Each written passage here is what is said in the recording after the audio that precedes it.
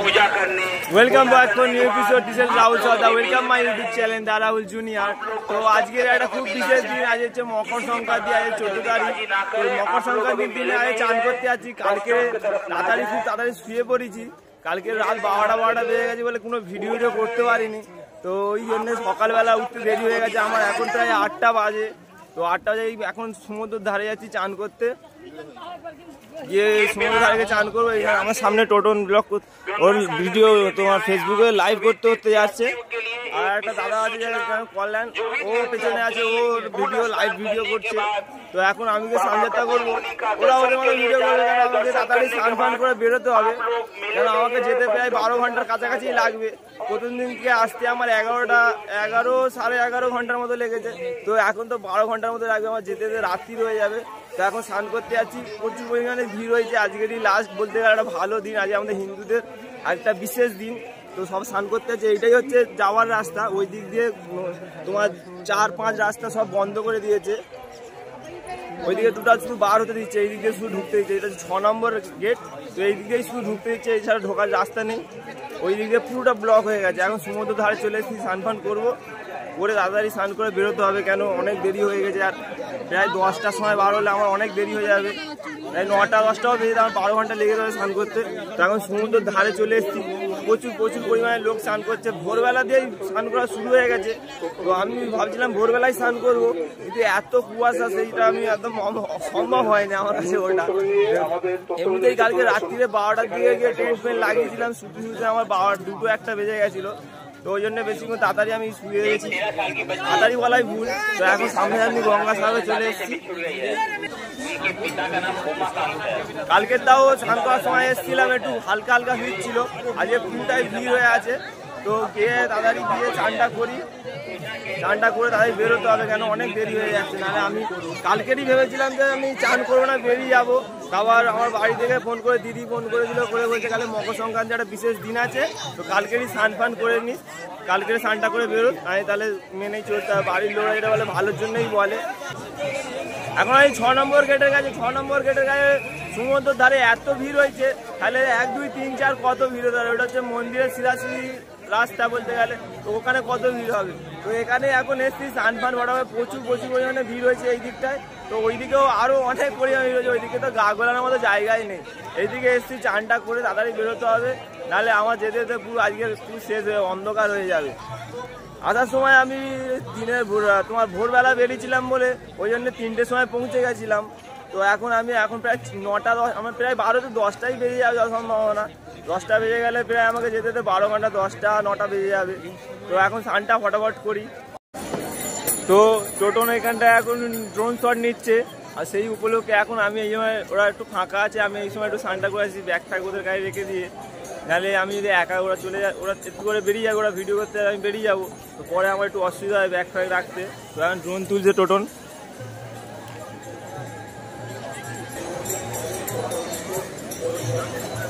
ওর কাজটা করে নিই, আমি আমার কাজটা ফটাফট করে নিই। তো এই মুহূর্তে চান করবো বলে রেডি হয়ে গেছে। ছোট চেরি ড্যাম কিনে নিয়েছি আমি, একটু গঙ্গাসাগরে জল ঘরে নিয়ে যাব। তো ওই জন্য এটা কিনে নিয়েছি ছোটো থেকে। তো এখন ফটাফট চানটা করে নিই, গামছা পরে নিয়েছি। কেন প্যান্টটা ভিজলে হবে না, প্যান্ট ভিজে আমার ব্যাগ ভিজে যাবে। আমার কাছে এক্সট্রা কোনো পলিথিন নেই। আর এখানে পলিথিনটা অতটা নেই যে তুমি একটা পলিথিনে করে নিয়ে নেবে। তো ওই জন্য স্নানটা ফটাফট করে নিই। আর দেখাই কালকের থেকে একটু বেশি আগে ঠান্ডা আছে। কেন কালকে স্নান করেছি 12টা-1টার দিকে। তো আজকের এখন 9টা বাজতে যায়। তো ওই জন্য বেশি ঠান্ডা লাগছে। তো স্নানটা ফটাফট করে নিই। এই দিকটা একটু ভিড় কম আছে, ওই দিকটায় প্রচুর পরিমাণে ভিড়। সব আস্তে আস্তে লাভছে, ওটা লাভা করছে।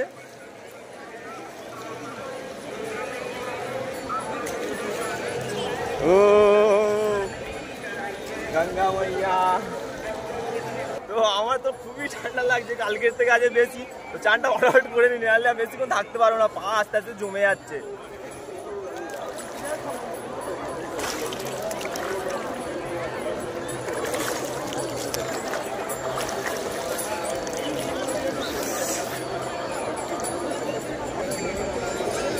ওম সূর্য নমঃ, ওম সূর্য নমঃ, ওম সূর্য নমঃ। জলটা ভর্তি হতে একটু টাইম লাগছে। মুহূর্তে স্নান হয়ে গেছে, জলটা ভর্তি করে নিয়েছি, প্যান্ট জামা চেঞ্জ করে একটু ঠান্ডা লাগছে কালকের থেকে বেশি। ড্রোন এখনও ড্রোন উড়াচ্ছে, কেন ওর ভালো ভালো ফেসবুকে বেশিরভাগ রিলস টাইপের ছাড়ে, ওই জন্য কন্টিনিউসলি ভিডিও করে যাচ্ছে। তো ফটাফট ড্রেসটা চেঞ্জ করে নিয়ে, ঠান্ডা লাগছে প্রচুর। তো এই সময় টোটনের আর দাদার ড্রোন ওড়ানো হয়ে গেছে, তো আমারও স্নান ফান সব হয়ে গেছে। তো এবার আমি বেরিয়ে যাবো, ওরা হয়তো ওইদিকে যাবে, হয়তো আমি দাদাই বেরিয়ে যাবো। এদের ড্রোন ওড়ানো কমপ্লিট হয়ে গেছে। তো টোটন এই সময় আমাকে সব ব্যাগ ফ্যাগ ধরিয়ে গেছে, বলছে তুই এখন আল্লাহর মতো দাঁড়িয়ে প্যান্ট জামা ধরে থাক, ও স্নান করে আসছে। কেমন লাগছে? ছোটবেলায় ঠাম্মা হাত ধরে রেখেছিল, বড় হয়ে গেছি, নিজেই চান করে আমার গামছাটা কই দিলে। এখন এই দাদা স্নান করতে বাকি আছে, দুজনের আপাতত স্নান করা হয়ে গেছে। তবে নতুন একটা এক্সপিরিয়েন্স হলো, যদি গামছা পরে যান গামছা ধরে নাহলে উড়ে যাবে। আমার সেম করে হাতে ফোন আর এক হাতে জেরি আছে, দিয়ে গামছা খুলে গেছে। লাস্ট টাকা দাদা করে ফোন ধরো, দাদা বলছে আর ফোন ধরতে, তো আমার গামছাটা যা করে মানতে পারলাম, নাহলে ওই ধরে ধরে আসতে হতো, যা হোক করে যা অবস্থা হতো। তো স্নান করা হয়ে গেছে, এবার দাদা স্নান করবে, করে এবার রুমের দিকে যাবো, গিয়ে বেরোতে হবে তাড়াতাড়ি, নাহলে আজকে প্রচুর রাত হবে, আমরা সব বুঝতেই পারছি আমি এখন থেকেই। তো সবার স্নান করা কমপ্লিট হয়ে গেছে, ওদের টোটনা দাদারা এখনো ভিডিও করতে বাকি আছে, তো ওরা এখন কিছুক্ষণ থাকবে, আমি বেরিয়ে যাই, কেন আমার দেরি হয়ে যাচ্ছে। ওইদিকে একটু ভ্যাসাল ঘাটে অসুবিধা হতে পারে, কেন ওইদিকে প্রচুর লাইন পড়ে ভ্যাসাল ঘাটের কাছে, তো ওই জন্যে তাড়াতাড়ি বেরিয়ে যেতে হবে। তো দাদা বেরিয়ে যাচ্ছি, ভালো থেকো, আবার পরে দেখা হবে। টোটন বেরিয়ে যাচ্ছি, ভালো থেকো। তো ওইদের টাটা বাই বাই বলে চলে যাচ্ছি আজকের দিনের মতো, পরে একসঙ্গে আবার দেখা হবে। তো বাই বাই সবাইকে, আসছি তাহলে। হ্যাঁ, তখন বেরিয়ে যাচ্ছি, এখন যাবো টোটনের বাবার কাছে যাবো, গিয়ে ওর বাবার কাছে সাইকেল ব্যাগ ট্যাগ সব কিছুই রাখা আছে, ওখানে গিয়ে সব কিছু রাখা আছে, গিয়ে সাইকেল ফাইলটা নেবো। তো এই মুহূর্তে আমার ব্যাগ প্যাক গোছানো হয়ে গেছে, সাইকেল ফাইকেল সব বেঁধে মুঁধে নিয়েছি। এই এখানেই হচ্ছে আমার পেশা, হচ্ছে কাজে এসেছিলো পুলিশদের রান্নার কাজে। এই মুহূর্তে আছি হ্যালিপ্যাডের কাছে, এখানটা হ্যালিপ্যাড এখানটা ল্যান্ড করছে সামনে।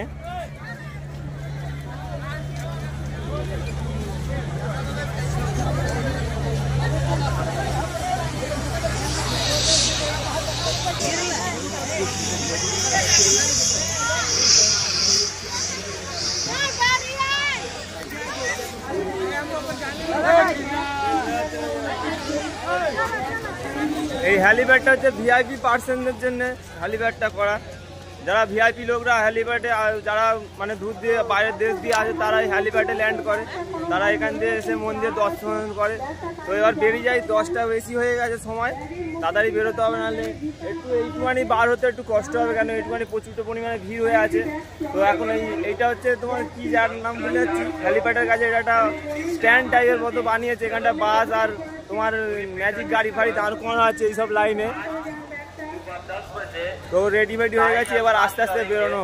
বার হয়েছি, বার হতে আমি এই দিক দিয়ে 6 নম্বর গেটের কাছে হ্যালিপ্যাডের কাছে বার হয়েছি।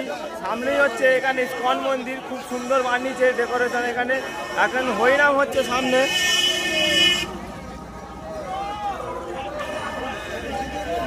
ইসকন মন্দিরে এখানে হচ্ছে গঙ্গাসাগরের এটা কাছেই একদম ইসকন মন্দিরটা, এটা নতুন করে হয়েছে, তৈরি হয়েছে বছর 2 আগে থেকে শুরু হয়েছে এটা।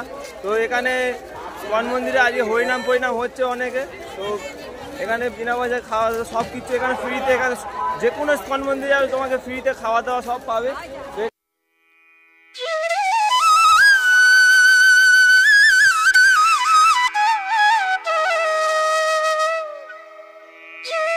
তো গঙ্গাসাগর এরিয়া থেকে বেরোচ্ছি, কিছু কিছু জায়গায় রাধাকৃষ্ণ মন্দির, আরও অনেক অনেক মন্দির থেকে অল্প অল্প করে খিচুড়ির মতো খিচুড়ি, আবার সুজি ভুজি ভোগ দিচ্ছে।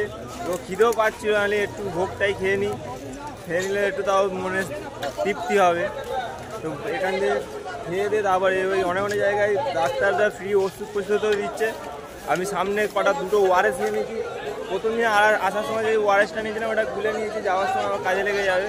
তো অল্প পরিমাণে সুজি নিয়েছি, সুজিটা খেয়ে নিই ভোগ।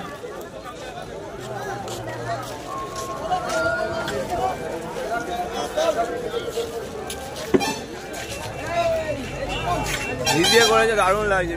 ঘি জিনিসটা দিলে, ঘি জিনিসটাই এমন, যে কোনো খাবার সাথে দিলে খুব সুস্বাদু হয়ে যায়। আর এগুলি যে কোনো মন্দিরের খাবার তো বলার মতো নয়, প্রচুর সুস্বাদু হয়, প্রচুর সুস্বাদু। তো এই সময় গঙ্গাসাগর থেকে আমি বেরিয়ে এসেছি, প্রসাদ ফ্রসাদ খেয়ে বার হতে কালঘাম নেমে গেল। লাস্টে আমি ওপরে যে ছোট হুডিটা ছিল পাতলা হুডি সেটা খুলে দিলাম। তো একটু আমি অনেকদিন সাইকেল চালাইনি, তারপর অনেকদিন হঠাৎ করে এরকম বড় একটা ট্রিপ প্ল্যান করলাম। তো প্রথম দিকে যেদিনকে পৌঁছেছি পা হাত পা একটু যন্ত্রণা করছিল, বেশি পাড়া যন্ত্রণা করছিল। তো অনেকক্ষণ সাইকেল যাইনি, ফের সাইকেল একটু পা একটু ব্যথা ব্যথা আছে। তো সাইকেল চালাচ্ছি, পাটা হালকা যন্ত্রণা শুরু করেছে। এই চালানো শুরু করেছি, একেবারে গিয়ে কচুবেড়িয়া থামবো, একটু ঢালমুখ আছে, দমটা হালকা অসুবিধা হচ্ছে। ডাইরেক্ট পুরো কচুবেড়িয়া থামবো, তারপর স্টপ নেবো, নাহলে আজকে আমি কমপ্লিট করতে পারবো না।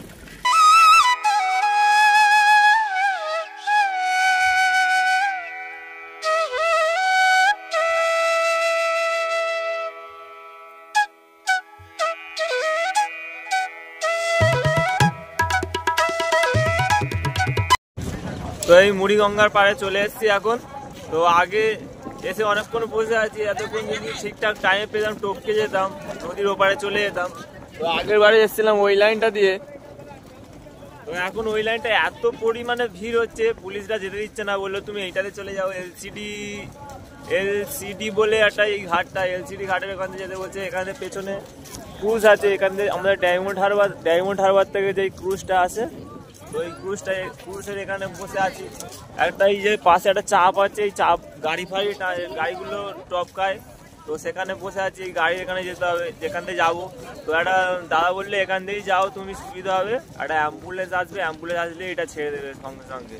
তো ওই জন্য অ্যাম্বুলেন্সের অপেক্ষায় বসে আছি, কখন অ্যাম্বুলেন্স আসবে, তারপরে আমি নদীর ওপারে যাব। এখনো মিনিমাম নদীর ওপারে আমার 50 কিলোমিটার সাইকেল চালাতে হবে, 50-55 মতো সাইকেল চালাতে হবে। শুধু গঙ্গাসাগর থেকে এখানে এই কচুবেড়িয়া ঘাট অব্দি এসেছি 30 কিলোমিটার চালিয়ে। এখনো আমাদের ওখানে 50 থেকে 55 কিলোমিটার সাইকেল চালিয়ে যেতে হবে। কখন ছাড়বে কে জানে। তোমরা সবাই আশীর্বাদ করো যেন ভালো ভালো পৌঁছে যেতে পারি। ঘরের লোকরা হয়তো চিন্তা করবে, ফোন করে বলে দেবো যে টাইম দেরি লাগবে, রাত হয়ে যাবে। ভেবেছিলাম 9টা-10টার ভেতরে ঢুকে যাব ঘরে, কিন্তু সেইটা হবে না, হয়তো 12টা 1টা 2টো বেজে যেতে পারে, কি হয় কে জানে। এই সাইকেল আপাতত এখানটা রেখেছি, রেখে এখানটায় বসে আছি। ভগবান পথ দেখে দিয়েছে, কোনো অসুবিধা নেই। হর হর মহাদেব।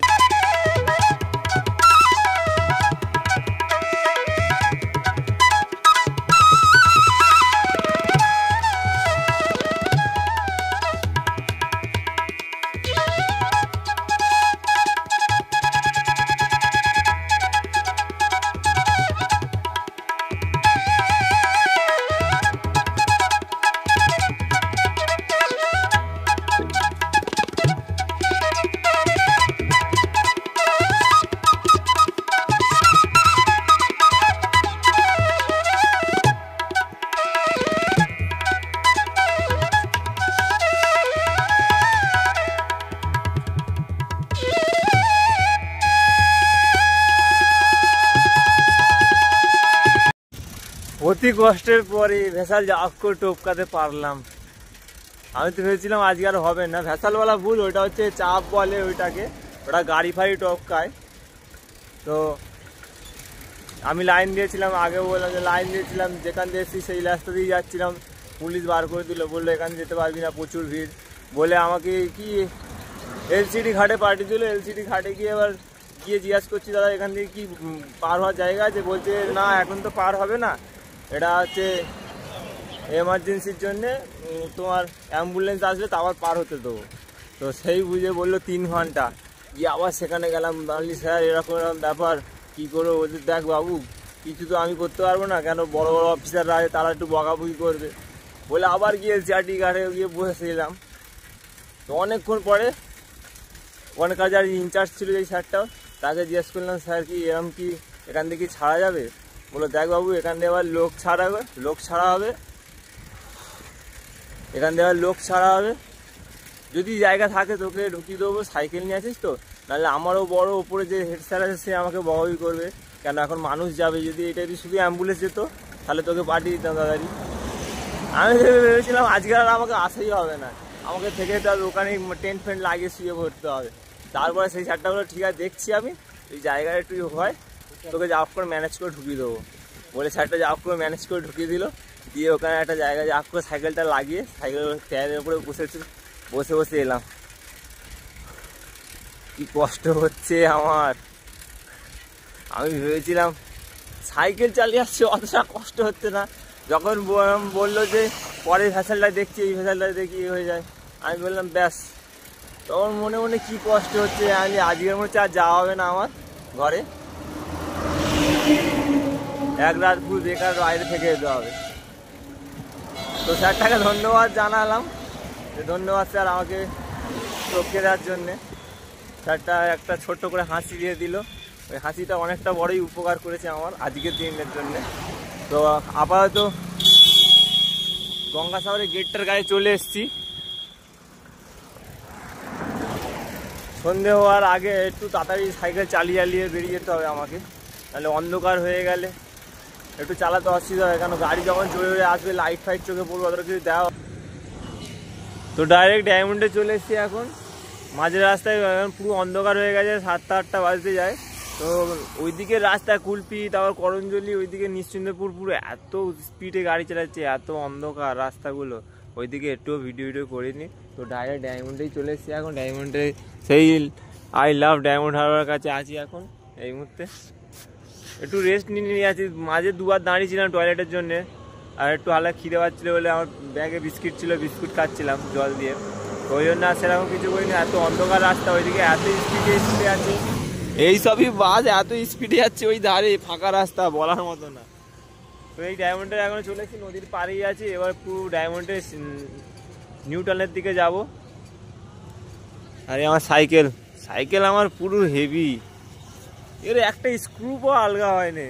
আমি প্রায় 170 কিলোমিটার, হ্যাঁ 170 কিলোমিটার যাচ্ছি সাইকেল চালিয়ে, গেলাম আসলাম, একটুও কোনো সাইকেলের এই সাইকেলটা কোনো স্প্রিং কি নাট বল্টু কিচ্ছু অসুবিধা হয়নি, যেরকম যাচ্ছি সেরকম নিয়ে চলে আসছি আবার। আমার সাইকেল আমার পুরো সাথ দিয়ে দিল, পুরো একটু হাওয়াও দিতে হয় না, যে হাওয়া পড়ে গেছে ওখানে দুদিন পড়েছিল। ডায়মন্ড হারবার রাস্তার ভেতর দিয়ে যাচ্ছি, মেন রোড দিয়ে যাচ্ছি। তো শীতকালে বাজার বলে রাস্তাঘাট পুরো ফাঁকা, তাহলে এমনি সময় এইসব লোক পুরো ভর্তি থাকে। এখন 7:45 বাজে যায়, এই জায়গায় লোক ধরা যায় না, ধরা ভিজিট করে, এত লোকের সঙ্গম থাকে। তো এখন পুরো ঠান্ডা এলাকা বলে ওই জন্যে ফাঁকা হয়ে আছে ওয়েদার। আর মার্কেটের লোকের মধ্যে অনেক লোকরা দোকানপাট নিয়ে বসে, তারাও বসে নে, ওই জন্যে লোক না থাকলে মার্কেটে দোকানপাট নিয়ে কী করতে বসবে, হয়ে আছে ভাই এমন পুরো ফাঁকা। ফাইনালি আমি চলে এসেছি আমাদের গ্রামের রাস্তার ভেতরে, অনেক কষ্ট হচ্ছে, পুরো রস নিংড়ে গেছে আমার, কুয়াশায় কিছু দেখা যাচ্ছে না, পুরো অন্ধকার হয়ে গেছে, ঠান্ডা রাত্রিরের আলোয় বেরিয়েছিলাম আর রাত্রিরেতেই ঢুকছি ঘরে। ঘরের রাস্তায় ঢুকে যে কি আনন্দ হচ্ছে বলার মতো নয়। তো আমি ঘরে চলে এসেছি, আমার পুরো রস শেষ। তো আশা করি ভিডিও তোমাদের ভালো লেগেছে, যদি ভিডিও ভালো লেগে থাকে তাহলে লাইক কমেন্ট শেয়ার সাবস্ক্রাইব করে দিও, আর যদি নাও ভালো লেগে থাকে তাহলে লাইক কমেন্ট সাবস্ক্রাইব করে দিও।